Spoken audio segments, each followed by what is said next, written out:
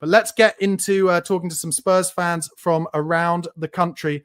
And I'm going to start with Steve Smirk. Steve, are you there? Can you hear me? Definitely, I can hear you, Barnaby. Top man. Thank you so much for tuning in and getting involved, Steve. Tell the fans where you're watching from. It's the Czech Republic, I believe. And right. It's not from Prague. It's from a town called Olomouc.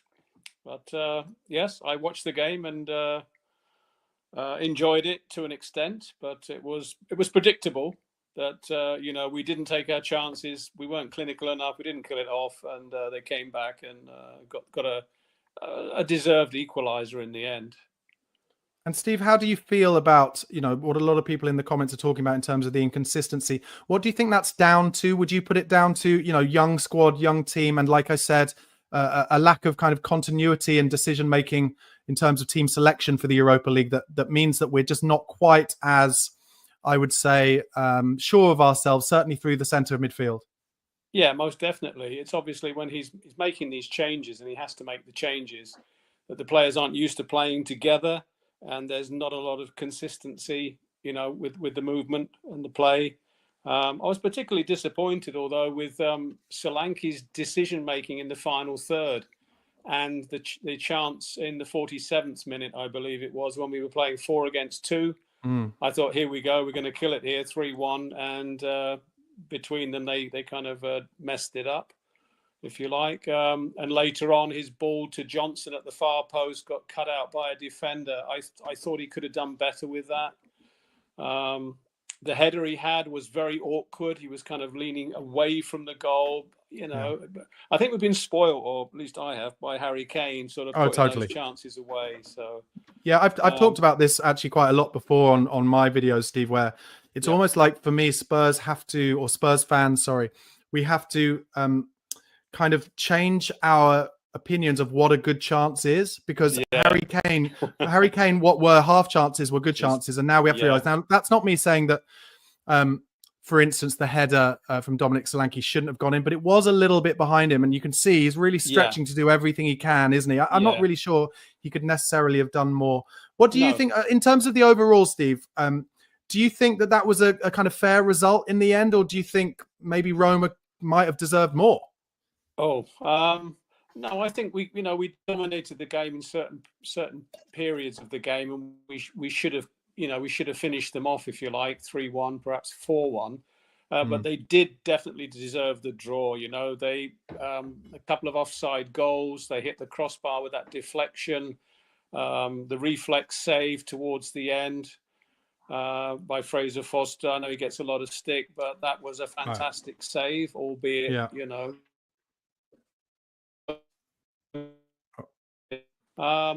I wouldn't have did to win. No, I think the draw was a fair result.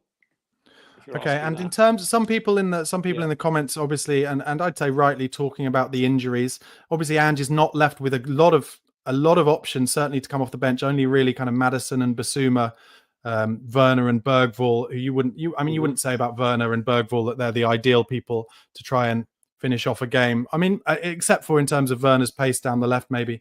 So is it worth really kind of taking into account those injuries that we have, or would you say actually we should have had enough to win today? That's a difficult one. See, the thing is, on paper is one thing, and actually in a game they've got a lot of talented players.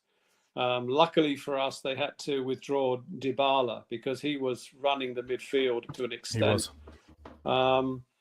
No, I thought we did well with what we had. Obviously, missing Romero and Van der Ven at the back, is a huge loss. But I will say that I thought Bentancur was probably our best player tonight. The way he was breaking up the play and turning things around and getting things moving. I thought he played extremely well.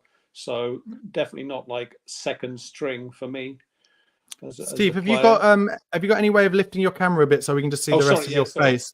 Your mouth is lovely, Steve, but we also want to see your glorious eyewear. It's the rest of my face.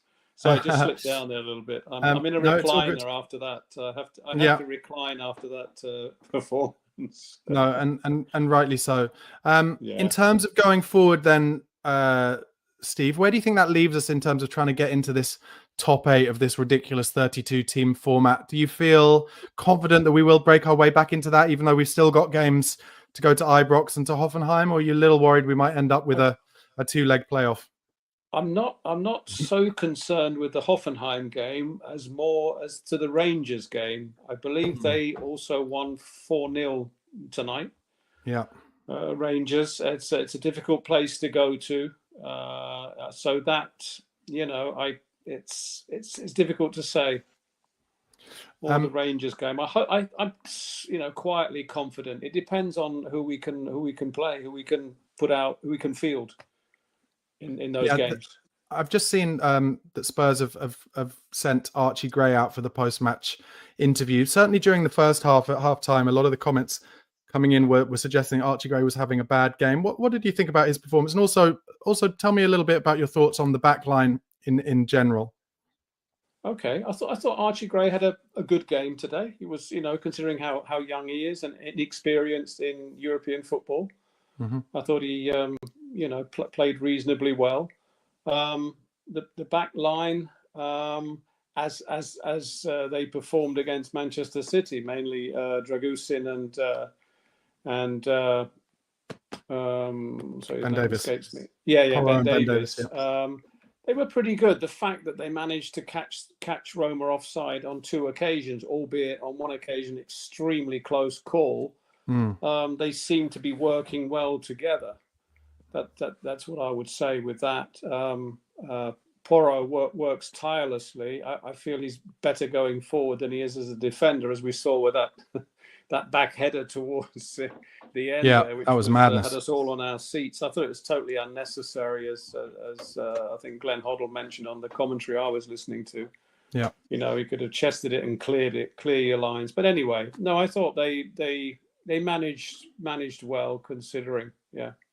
Okay, and just before I say goodbye to you, Steve, just give me in one word: are we going to make it into that top 8 at the end of this group stage and therefore miss out on that playoff, or yes, no? I think we will. I think we'll just scrape through. Yeah.